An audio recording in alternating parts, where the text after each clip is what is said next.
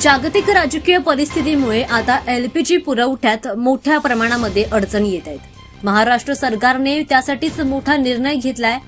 जागतिक राजकीय गतिविधींमुळे एलपीजी पुरवठ्यात येणाऱ्या अडचणींचा विचार करता आता महाराष्ट्र सरकारने मोठा निर्णय घेतलाय। देवेंद्र फडणवीस सरकारने सिटी गॅस डिस्ट्रीब्युशन नेटवर्कचा विस्तार युद्धस्तरावर पूर्ण करण्याचे आदेश जारी केलेत। पाईपलाईनसाठी मंजुरी देण्यात आली आहे। दरम्यान पाईपलाईनसाठी लंबित सर्व अनुमती आता मंजूर मानली जाते।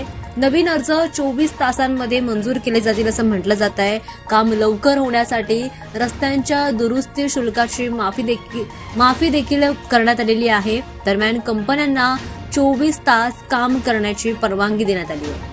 अग्निशमन विभाग आणि ट्रॅफिक पोलिसांकडून एनओसी घेण्याची आवश्यकता नाही असं देखील म्हटलं जात आहे, कारण सर्व नियम आणि अटी या शिथिल करण्यात आलेल्या आहेत। पीएनजी आता पाणी आणि वीज सारखीच अत्यावश्यक सेवा मानली जाते, त्यामुळे घरगुती वापराला प्राधान्य देत हॉटेल, शाळा, रुग्णालये, सामुदायिक स्वयंपाकघर आणि हॉटेल्सना व्यावसायिक दरावर 50% पुरवठा केला जाईल अशी महत्त्वाची सेवा दिली जाते। या संपूर्ण प्रक्रियेची देखरेख करण्यासाठी राशनिंग नियंत्रक आणि नागरिक पुरवठा संचालक यांना नोडल अधिकारी म्हणून नियुक्त करण्यात आलाय। हा आदेश 30 जून 2026 पर्यंत प्रभावी राहील असं म्हटलं जात आहे।